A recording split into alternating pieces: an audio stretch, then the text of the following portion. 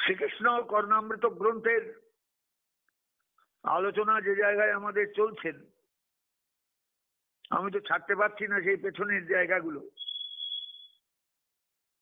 আমার প্রতি মুহূর্তে মনে হচ্ছে বলা হলো না, ঠিক মতো বলা হলো না, ঠিক মতো বলা হলো না। আবার যখন পেছন দিকে একটু হাঁটছি তখন মনে হচ্ছে এটাও বলা হয়নি ঠিক মতো।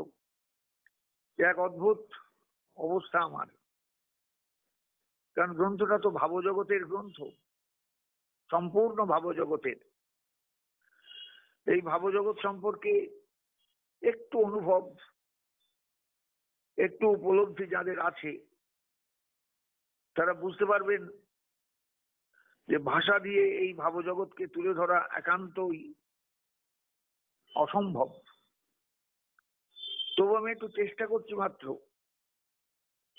যে কর্ণামৃতের আলোচনাটা একটু ব্যাপকতা লাভ করুক, ভক্তজনের মধ্যে এই গ্রন্থখানি একটু আলোচনায় আসুক, বা গ্রন্থটা আলোচনায় এলে বড় ভালো হয়। বহু ভক্ত আছেন যারা কৃষ্ণ কর্ণামৃত নামটা শুনেছেন কিন্তু গ্রন্থটা চোখে দেখেননি,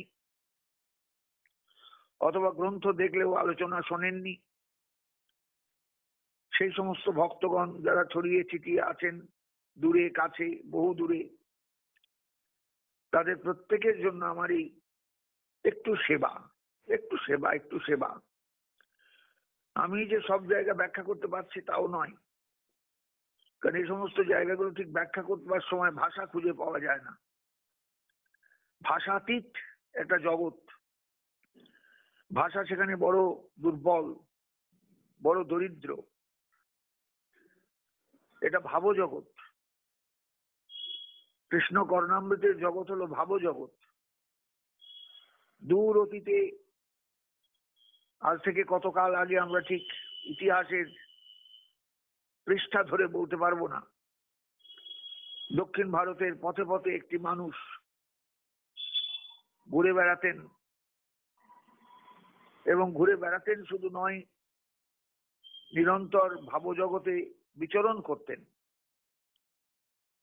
তার যুগে তার ভাবকে বোঝার ক্ষমতা হয়তো সকলের ছিল না, যাদের ছিল তারা স্তব্ধ হয়ে যেতেন তার কথা শুনে, তার কথাগুলোকে অনুভব করে। সেই কারণেই তো গ্রন্থটা আমরা পেয়েছি।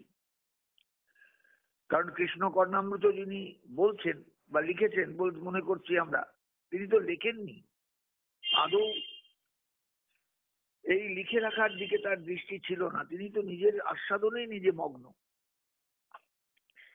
একদম ডুবেছিলেন যখন। সেই ডুবন্ত অবস্থায় তার মুখ দিয়ে যে সমস্ত কথাগুলো বেরিয়েছে, কোনোটা সম্পূর্ণ শোনা গেছে, কোনোটা শোনা যায়নি, মাঝখানে একটা ফাঁক থেকে গেছে। যারা সংস্কৃতজ্ঞ মানুষ তারা হয়তো সেই ফাঁকটা ধরতে পেরেছেন।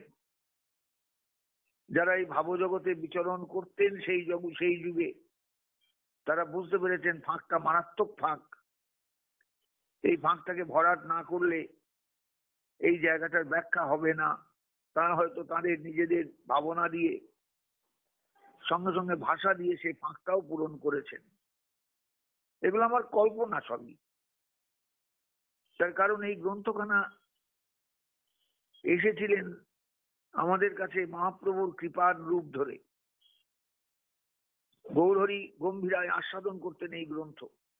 চণ্ডীদাস বিদ্যাপতি রায়ের নাটক গীতি, কর্ণামৃত শ্রীগীত গোবিন্দ, মহাপ্রভু রাত্রি দিনে স্বরূপ রামানন্দ শনে, গায়ে শুনে পরম আনন্দ।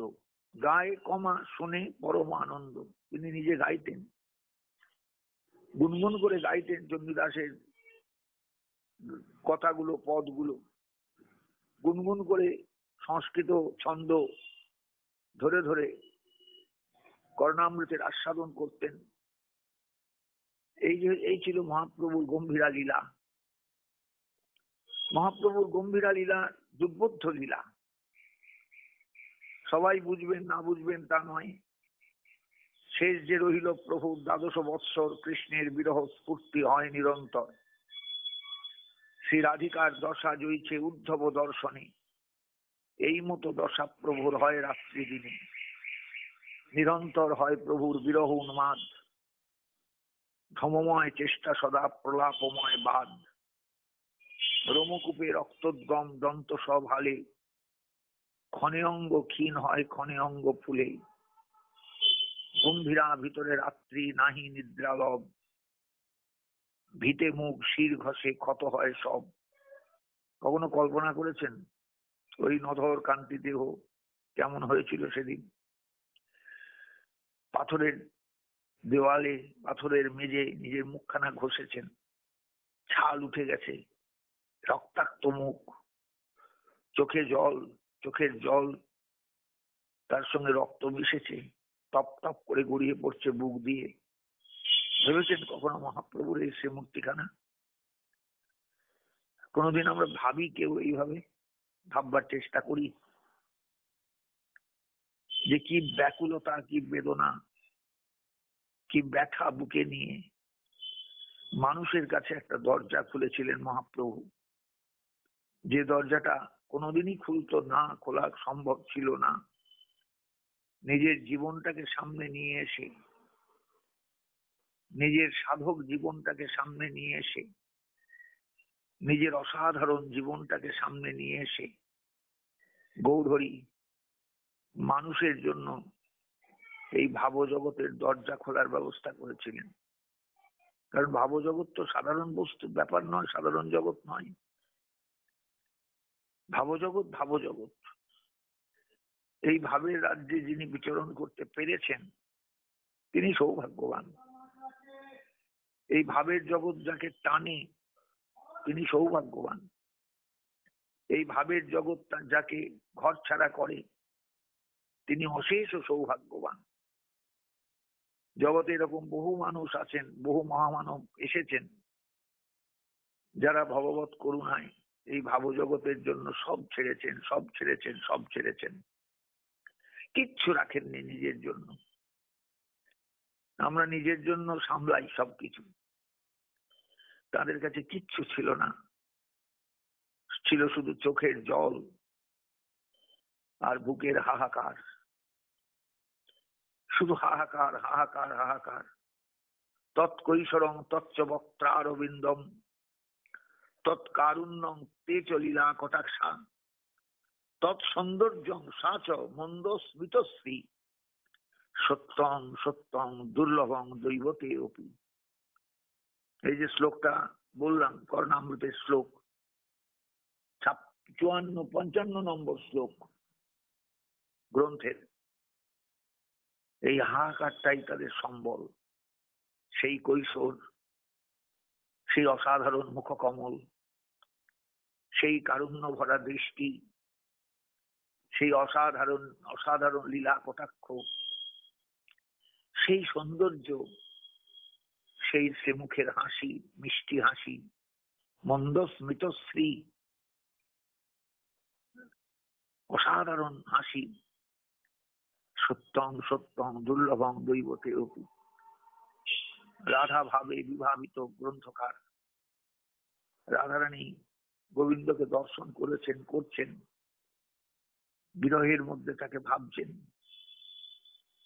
আর ভাবতে বলছেন, হায় হায়, আমার কাছে তো এগুলো দুর্লভ।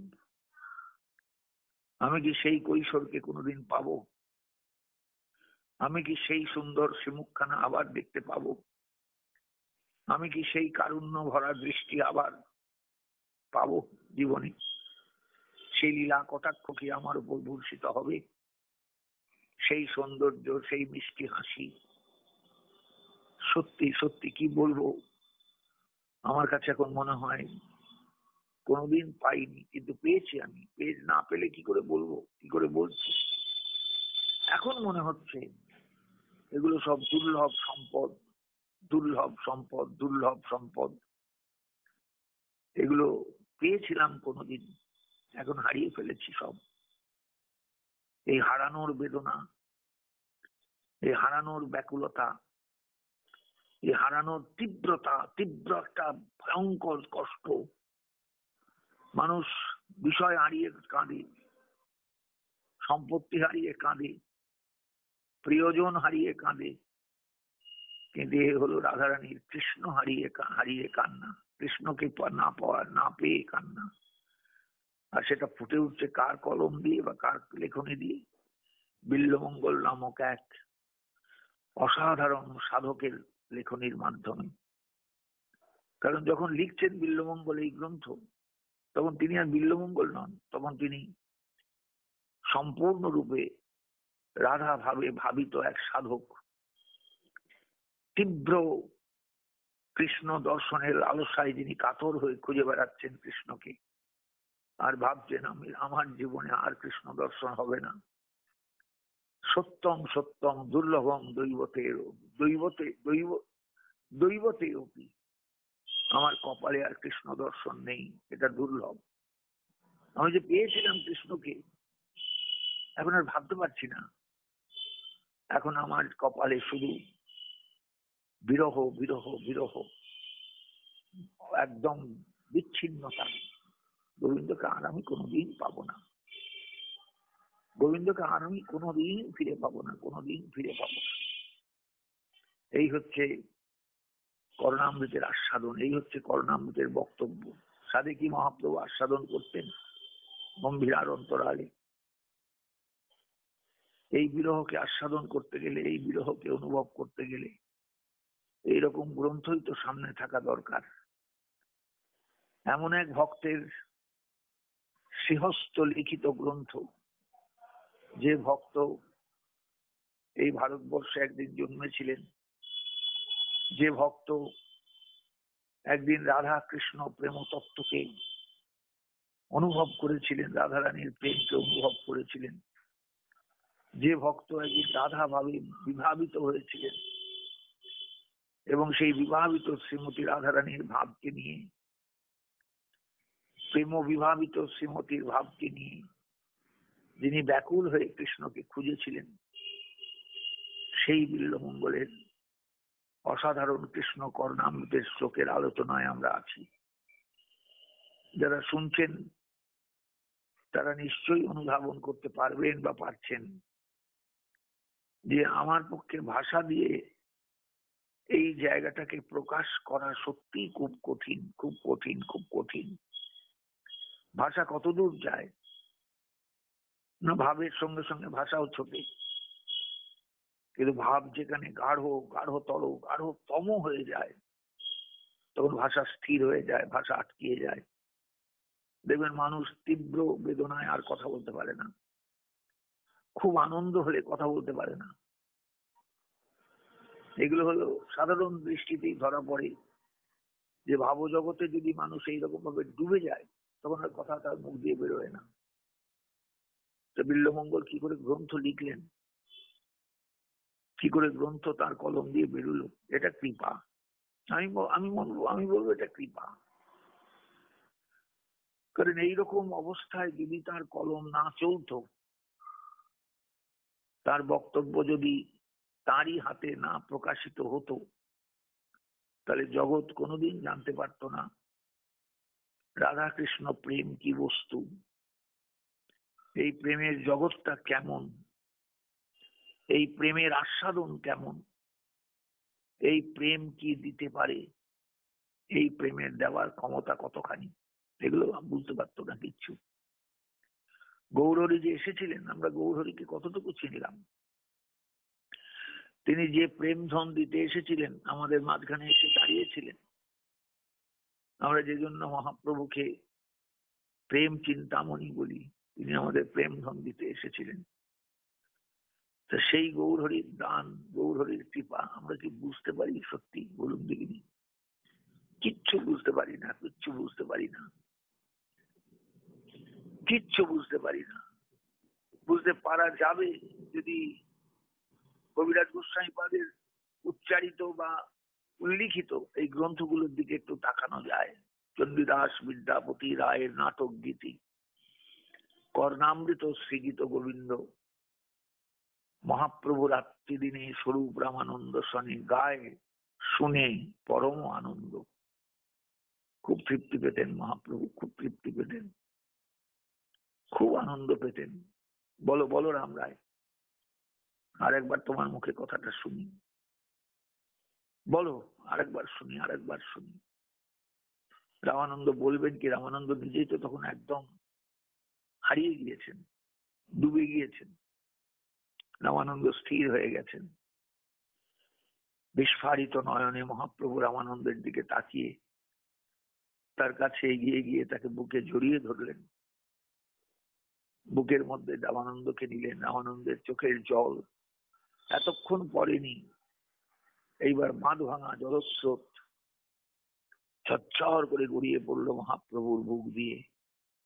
গৌরহরিজি কি তৃপ্তি পেলেন ভক্তের এই চোখের জল বুকে নিয়ে, কি আনন্দ যে পেলেন। এইবার রামানন্দের মুখখানা সামনে এনে রামানন্দের সমস্ত মুখে শুধু বারবার চুম্বন করতে লাগলেন। তুমি আমায় কি দেখালে, কি দিলে, আমি তো কোনোদিন তোমার এই ঋণ শোধ করতে পারবো না, কোনোদিন পারবো না। রামানন্দের এই ছিল কৃষ্ণ গৌর সেবা, এই ছিল তার গৌর আরাধনা, এই ছিল তার মহাপ্রভুর প্রতি তার অসাধারণ একটা ভালোবাসার প্রকাশ। আমি তোমার ধন তোমাকে দিয়ে আমি তৃপ্ত হতে চাই, এটা আমার কিছু নেই, এখানে আমার কিচ্ছু নেই, এখানে আমার কিচ্ছু, আমার বলতে কিচ্ছু নেই, সব তোমার দান। এটাই হচ্ছেন গৌরহরি, এই হচ্ছে গৌর লীলা। এবং রায় রামানন্দ, স্বরূপ দামোদর, এরা হচ্ছেন সেই মহাপ্রভুর প্রকৃত আস্বাদক, যারা আস্বাদন করেছিলেন তাকে। কবিরাজ গোস্বামী বাদ সামনাসামনি আস্বাদন না করলেও স্মরণে, মননে, চিন্তনে আস্বাদন করেছিলেন বা আস্বাদন পেয়েছিলেন বলেই কবিরাজ গোস্বামীর চৈতন্য চরিতামৃত ভক্তগণের কাছে এত তৃপ্তিদায়ক, এত আনন্দদায়ক, এত আস্বাদক, আস্বাদ্য, এত আস্বাদ্য, এত আস্বাদ্য। বিশ্বাস করুন, আমি আপনাদের কাছে যাচ্ছি বটে ভাষার মধ্যে দিয়ে, কিন্তু ভাষার মধ্যে দিয়ে যাওয়া যায় না এই জগতে। ভাষা এখানে বড্ড দরিদ্র, বড্ড ক্ষীণ।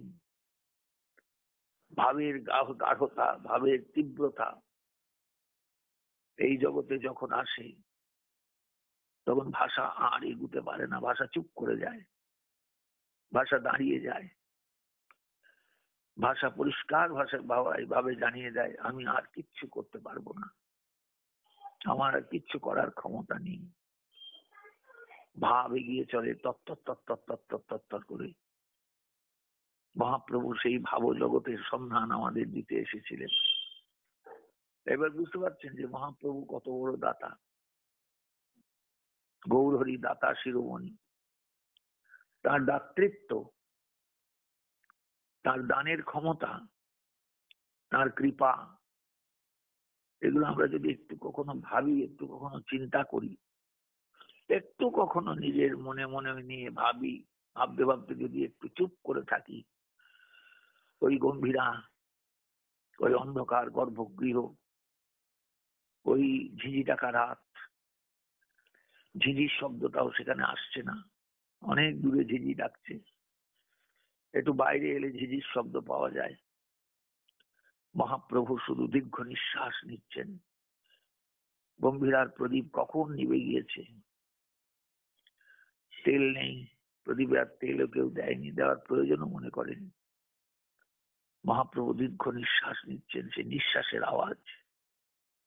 স্বরূপ দামোদর, রামানন্দ রায় শ্রীমান মহাপ্রভুর চরণ স্পর্শ করে দেখছেন চরণের উষ্ণতা কেমন, ঠান্ডা হয়ে যায়নি তো চরণ, শরীর শীতল হয়ে যায়নি তো।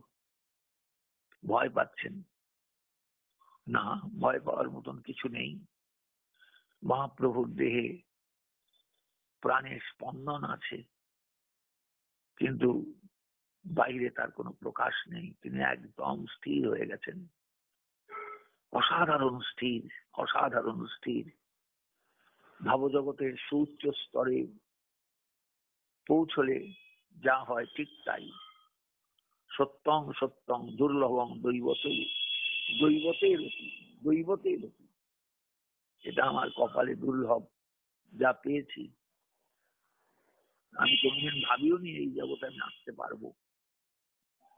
তৎকৈশরং তচ্চ বক্ত্রারবিন্দম তৎকারুণ্যং তে চলিলা কটাক্ষা তৎসৌন্দর্যং সাচমন্দ স্মিতশ্রী সত্যং সত্যং দুর্লভং দৈবতেরপি।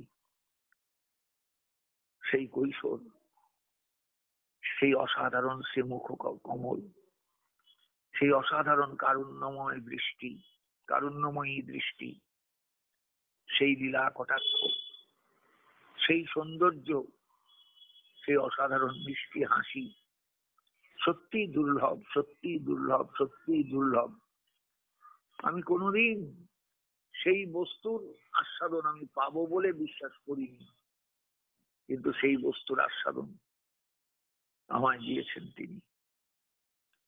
রাধা ভাবে বিভাবিত মহাপ্রভু আস্বাদন করেছেন একদিন গম্ভীরায়, গম্ভীরানাথ এই গোবিন্দকে গম্ভীরানাথ রূপে তিনি আস্বাদন করেছেন।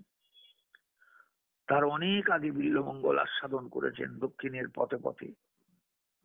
উন্মাদের মতন ঘুরতে ঘুরতে ছুটেছেন এক স্থান থেকে আর এক স্থানে, ছুটেছেন বিভিন্ন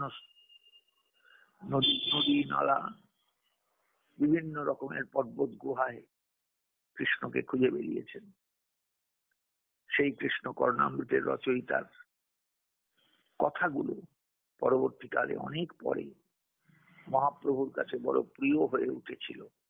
সবাই জানেন চণ্ডীদাস বিদ্যাপতি রায়ের নাটক গীতি, কর্ণামৃত শ্রীগীত গোবিন্দ, এগুলো মহাপ্রভুর গম্ভীরা লীলায় আস্বাদ্য ছিল।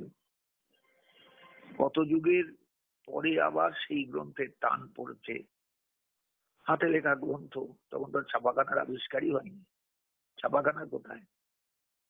কোথাও হয়তো এক কপি ছিল বা কারোর কাছে ছিল হাতে লেখা পুঁথি। সেই পুঁথি হয়তো কোনো ভক্ত আবার কপি করে এনে মহাপ্রভুকে শুনিয়েছে, আর ছাড়বেন না সেই তালপাতার সেই তুলট কাগজের লেখা পুঁথি। বুকের মধ্যে জড়িয়ে ধরে আছেন কর্ণামৃতের আস্বাদন, কর্ণামৃতের অনুভব, কর্ণামৃতের উপলব্ধি, কর্ণামৃতের অসাধারণ যে গাম্ভীর্য, সেই গাম্ভীর্যকে সত্যি রাধারানীর ভাব এতো সাধারণ মানুষের জন্য নয়। সত্যং সত্যং দুর্লভং দৈবতের, দৈবতের। এটা রাধারানীর উক্তি, রাধা ভাবে বিভাবিত বিল্লমঙ্গলের উক্তি। সেই কৈশোর, সেই অসাধারণ শ্রীমুখ কমল, সেই কারুণ্য, সেই তার লীলা কটাক্ষ, সেই সৌন্দর্য, সেই অসাধারণ মিষ্টি হাসি, আহা, দুর্লভ দুর্লভ দুর্লভ। আমার কপালে জুটেছিল, কিন্তু আর এখন আর জুটছে না। আর পাবো না, আর পাবো না, আর পাবো না।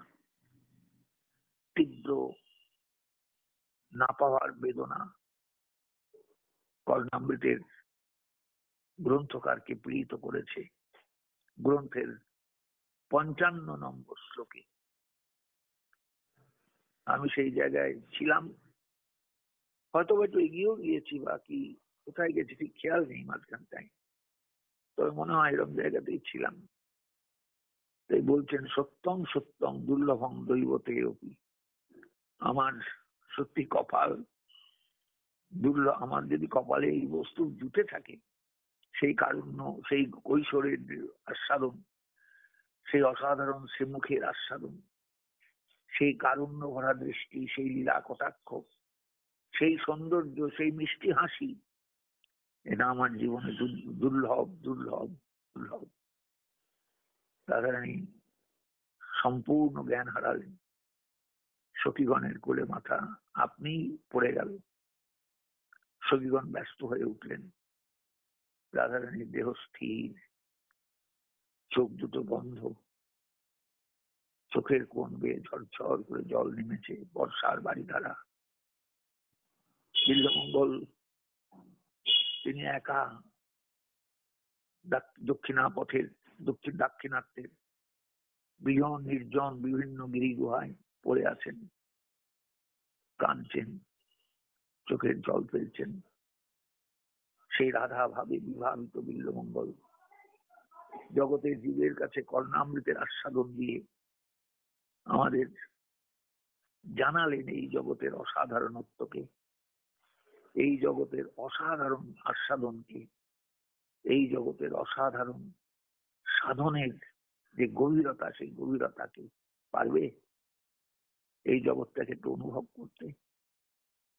এই প্রেমের জগৎ, এই রসের জগৎ, এই ভাবের জগৎ পারবে একে অনুভব করতে? আসুন, আমরা কিন্তু চেষ্টা করছি মাত্র। যদি তিনি একটু কৃপা করেন, যদি বিল্বমঙ্গলের কৃপা হয়, যদি রাধারানীর কৃপা হয়, তাহলে হয়তো বা কোনোদিন আমরাও একটু চোখের জল ফেলবো, হায় হায় করে উঠবো, সত্যম সত্যম দুর্লভম দৈবতে অপি। সত্যি এটা আমার কপালে দুর্লভ। রাধারানী যেমন কাঁদতে কাঁদতে বলেছিলেন, রাধা ভাবে বিভাবিত। বিল্বমঙ্গল যেমন একদিন লিখেছিলেন তার গ্রন্থের 55 নম্বর শ্লোকে, ঠিক তেমনি আমরাও কাঁদতে কাঁদতে বলবো, আমার কপাল মন্দ, আমি কোনোদিন তা পাবো না, কোনোদিন সেই জায়গায় যেতে পারবো না। এই অভাব বোধটুকু আমাদের জীবনে আসুক। অভাব বোধ আমাদের পাগল করে দিক, পাগল করে দিক, পাগল করে দিক। আমরা যেন সার্থক হতে পারি, পরিপূর্ণতা লাভ করতে পারি। আমাদের জীবন যেন এই অনুভবে যেন পূর্ণ হয়, এই প্রার্থনা শ্রীমতী রাধারানীর চরণে, গৌরহরির চরণে। জয় নিতাই, জয় গৌর সুন্দর, জয় শ্রীপাদ বিল্বমঙ্গল।